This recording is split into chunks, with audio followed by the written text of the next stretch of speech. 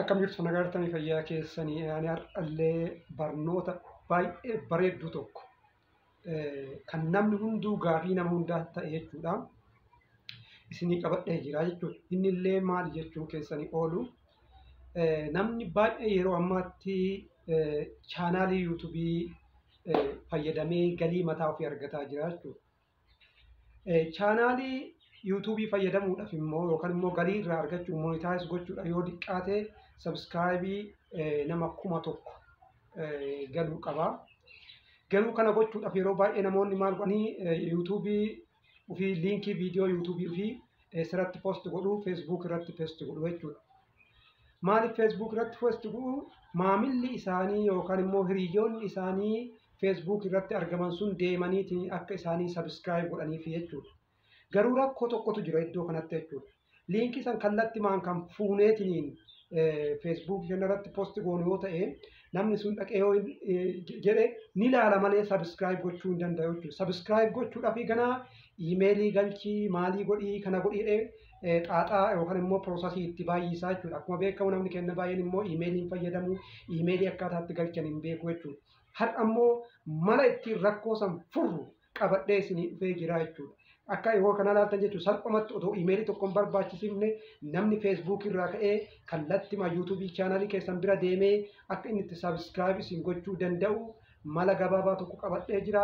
Yoo sirriitti na hordoftan baay'ee gabaabaadha, baay'ee isinii galuu danda'a waan ta'eedhaaf baay'isee karaa gabaabaadhaan isinii ibsa sirriitti na hordofa. Ammas immoo dhaqaatiniin yuutuub chaanaalii kiyya subscribe share like godha. Okay, dursee yuutuubii kiyya banadha. Amma akka gartan kanatti yuutuubii kiyya banadheen jira.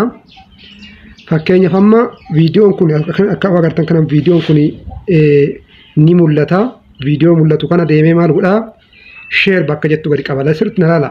Share jala kanatti viidiyoo kana jalatti maaltu jira? Share waan jettu jira. Share kan jettu dhaqee akkasitti gadi qaba. Akkasitti yoo ilaaltan teelegiraamii, iimoo, feesbuukii, jiimeelii maal jedhee isinii baasaa jechuudha. Isa san dhiiftanii gara jalaatti kooppii liink ka'ettu jirti. Isii kooppii liink gadi cuqaafta yookaan immoo gadi qabdan kooppii isin jedha. Kooppii gootee jirta jechuudha. Kana godheen boodatti kallattimaan garamitti deemaa gara googiliitti seenaa jechuudha. Googilii keessa seenaa googilii kiyyan banadhaa. Googilii kiyya banadheen booda maal jedhaa? Googilii kiyya bakka sarchi baar jedhu sarchii irratti jechuudha. Akkas godhee sarchii irratti maal godhanii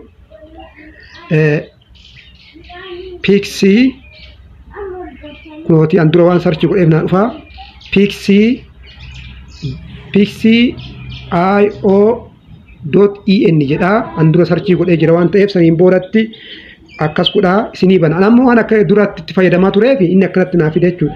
Garuu keessan booda gaafa akkas goonu gaafilee adda addaa isin gaafachuu danda'a, rikoomand isin gochuu danda'a, waan adda addaa isin gaafachuu danda'a. Itti guuttaniit kaniin booda piiksii URL shortinar jedhaa hin gabaabsaa jechuudha. Shorti godhachuu waan biraatii miti. Maal godhaa URL inni keessa kana maal godhaa shorti isinii gabaabsaa jechuudha. Ammas maratti yoo gadi qabe maal naa godhaa kunoon fidaa achi dura kooppi godhee fide san immoo irratti gadi qabadhaa. Shortiin mallattoon jettu isinii dhufte jechuudha. Shortiin mallattoon jettu eega isinii dhufteen boodatti gadi qabdanii jechuudha. Isii gadi qabdanii eeggattu ishee gadi qabdanii hin eeydu inni shortii akka isinii inni godhuuf jechuudha. Shortii godhee isinii fida inni umarratti jechuudha. Hin eeydu obsa isin barbaachisa waan ta'eedhaaf amma kiyya neetworkii irratti hundaa'a. Neetworkiin keessan baay'ee cimaa ta'e daqiiqamatti isinii fiduu danda'a. Kiyya immoo xiqqoo isii neetworkii waan laafaa ta'eef ni tura jechuudha. Kanaaf sirriitti obsaan na eeggadhaa. Agartanii jirtanii amma kanoo gabaabsee naaf daa'iraa xiqqoo isii ammallee rakkoo neetworkiiti malee rakkoo biraatii miti jechuudha. Inni eeggadhaa obsaa barbaachisa waan ta'eedhaaf kunoo mallattoo isii wajjin naaf fide ammallee haga isiin gabaabsee inni onnoo san naaf fidutti ni eeggadhaa. Obsaa na barbaachisa waan ta'eedhaaf jechuudha. Obsa na barbaachisa.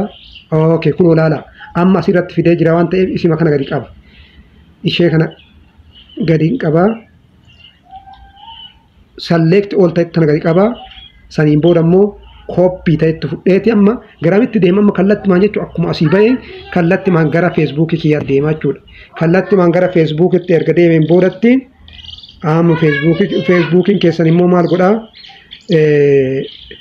akkana godheen boodatti feesbuukiin kenna as dhufaa eegas dhufeen boodatti feesbuukii kana what is your mind ta'ettoo nama bira dhuftanii gadi tuqxanii isinii baasa jechuudha achi dura koppii gootan sana asitti isinii baasa eeganni asitti hin eeggattu ammasitti asitti isinii baasa waan ta'eedhaaf as gad tuqxanii kunoo alaala achi naa baaseera asirratti qopheessiti godha sanaan booda waa takka illee godhu yoo barbaaddan akkana gootanii laaluu dandeessu mallattoo sana isinii fida taabneelii keessan amma taabneelii kiyya naa fidaa jechuudha taabneelii kiyya naa fideera next jedhaanii next jedhanii booda immoo post jedhaanii jechuudha post amma kanaan booda post godhee jira kunoo amma kallatti maan bakkatti kana gochaa bakkee keelloo kana gadi qabe taananii kallatti maan gara yuutuubii nageessa jechuudha iimeeliin gaafatu maal isin ammee gadi qabee ilaalu kunooti gadi qabee ilaalaa yoo gadi qabee ilaalee fuudhetumaan achi nageessa kunoo bakka waan neetworkii kiyya loo ta'eef malee ispeeshaalii warri neetworkii gaarii keessa jirtan